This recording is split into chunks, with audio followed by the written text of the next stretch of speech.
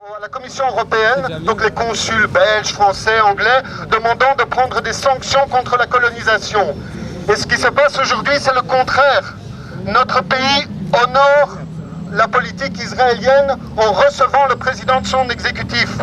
Pour les organisations ici présentes, une politique logique, une politique qui défendrait la paix et la justice au Moyen-Orient, ce serait une politique qui boycotterait l'État israélien jusqu'à ce que l'État israélien respecte le droit international, respecte les droits de l'homme et respecte les droits des Palestiniens. Donc nos revendications, elles sont claires, elles s'adressent non pas tellement à Shimon Peres, mais plutôt au gouvernement belge, aux autorités politiques et académiques de ce pays. Soyez conséquents, prenez vos responsabilités, défendez la paix au Moyen-Orient et boycottez l'État israélien, boycottez ses représentants politiques, boycottez tout ce qui, dans l'État d'Israël, participe à l'occupation illégale de la Palestine.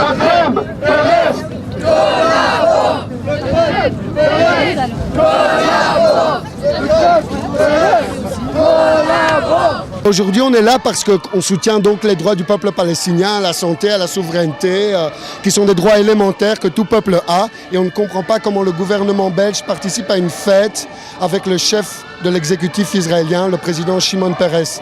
Ce monsieur, Shimon Peres, est le président d'un État qui bafoue tous les droits des Palestiniens, qui est responsable de la mort de milliers de Palestiniens, le gouvernement israélien, qui est responsable de l'occupation israélienne, qui est responsable du fait qu'Israël mène une politique illégale aux yeux du droit international, y compris de la Belgique, avec des conséquences dramatiques pour le peuple palestinien dont on soutient les droits. Donc nous, on ne veut pas que notre gouvernement cautionne cette politique en recevant Shimon Peres. Et donc nous, à la rigueur, le fait que Shimon Peres vienne ici, c'est pas en soi un problème, même si on n'est pas d'accord avec Shimon Peres. Le problème, c'est que mon gouvernement, qui est responsable de moi, qui est censé me représenter mes concitoyens, reçoivent ce monsieur et donc cautionnent une politique inhumaine. C'est ça qui nous fait vraiment peur. Je pense qu'il devrait prendre conscience que, force de fréquenter des gens qui ont autant de sang sur les mains, il risque d'être un peu éclaboussé. Le problème, c'est que c'est devenu naturel, en fait, c'est ça, c'est qu'il n'y a même plus de provocation quand il y a un truc comme ça qui se passe. C'est trop naturel d'inviter Shimon Peres partout. Il se balade partout alors que c'est un criminel de guerre. Ça fait plus de 30 ans que le gars il est en train de tuer des gens en permanence.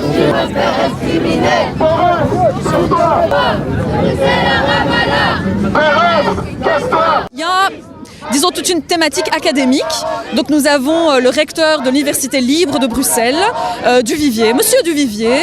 Moi je suis une ancienne étudiante de l'ULB et donc Monsieur Duvivier a été convié à ce dîner mondain, pas du tout dans un cadre académique comme on le pourrait penser, pour qu'il y ait un débat contradictoire, où on va pouvoir effectivement discuter de la position de l'université par rapport... Il faut savoir que l'ULB a effectivement des accords académiques avec Israël, notamment avec l'Université de Tel Aviv, qui a de nombreuses thèses, recherches, etc., qui sont effectuées en partenariat, notamment au niveau technologie et au niveau militaire.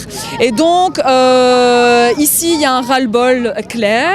C'est vraiment, enfin, vous voyez, hein, de toute façon, vous allez avoir des étudiants, vous allez avoir des enseignants, des gens du milieu associatif, et pas nécessairement toutes des citoyens qui en ont vraiment marre d'être dans le silence et qui veulent venir afficher justement leur refus de la collaboration et de la participation notamment de la Belgique et encore une fois des pays européens à la politique sioniste, à la politique d'Israël, qui est une politique d'occupation, qui est une politique d'apartheid. Il y a encore peu, juste pour donner encore cet exemple supplémentaire, nous avons en fait un scénario qui s'est déroulé aux États-Unis il y a encore quelques dizaines d'années avec Rosa Parks. Et donc maintenant, il y a une compagnie israélienne qui en fait va proposer des bus uniquement pour les Palestiniens, pour séparer les Palestiniens des Israéliens.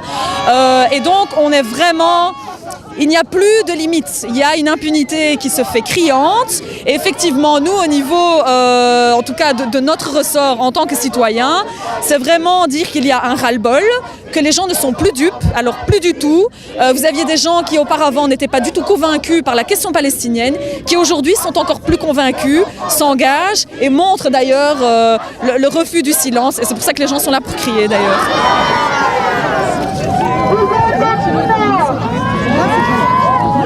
Le ministre de la Défense, il représente la Belgique, je pense, et peut-être que, je ne sais pas s'il y a un détail militaire qui va avec, sans doute que oui. Bien que c'est un peu dommage, parce que la Belgique, elle est au Liban, elle désarme le sud du Liban, qui a été empoisonnés par les bombes israéliennes, enfin par Israël, disons. Et donc la Belgique désarme toutes ces bombes à retardement qui ont été semées par l'Israël. Et donc néanmoins, la Belgique va maintenant soutenir Israël. Et sa politique, c'est un peu difficile, non, à comprendre. Enfin, c'est peut-être compréhensible de leur point de vue, mais pas du moins.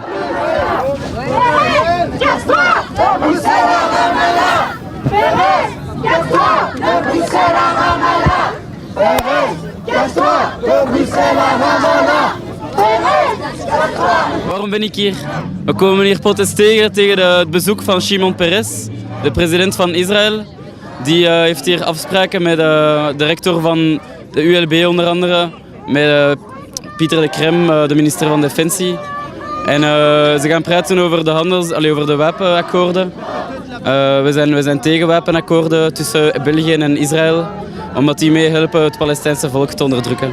On est ici pour protester de 1 contre la participation du recteur de l'ULB à cet événement, notamment parce qu'on trouve que c'est une soirée honorifique au nom de Shimon Peres et que la participation du recteur de l'ULB à cette activité met en valeur la politique israélienne.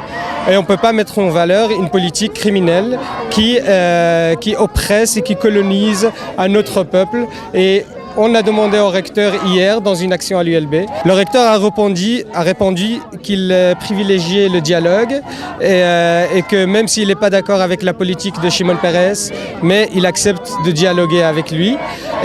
On a répondu à ça que c'est pas nous qui sommes contre le dialogue, mais c'est bien Israël qui est contre le dialogue et qui empêche tout dialogue avec sa politique de colonisation. Et si Israël veut le dialogue, qu'elle arrête la colonisation et qu'elle arrête sa politique oppressive.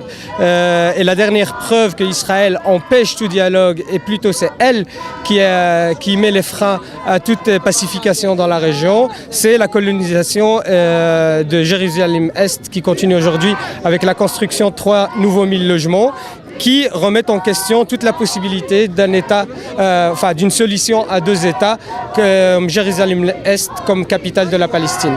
Et on lui a demandé de refuser cette rencontre parce que sa participation, ce n'est pas un dialogue, ça c'est un mensonge. Cette participation, c'est juste une consolidation et un soutien implicite à la politique israélienne. On pense qu'Israël, comme pays oppresseur et comme pays colonisateur, doit être boycotté par tous les pouvoirs qui le soutiennent.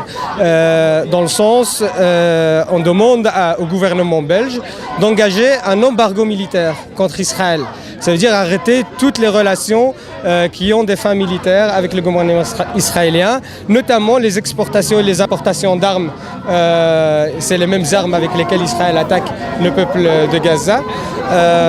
Et on est ici pour protester contre cette politique de soutien qui ne dit pas son nom et contre l'implication d'un ministre officiel de l'État belge dans une soirée qui met à l'honneur la politique de l'État d'Israël.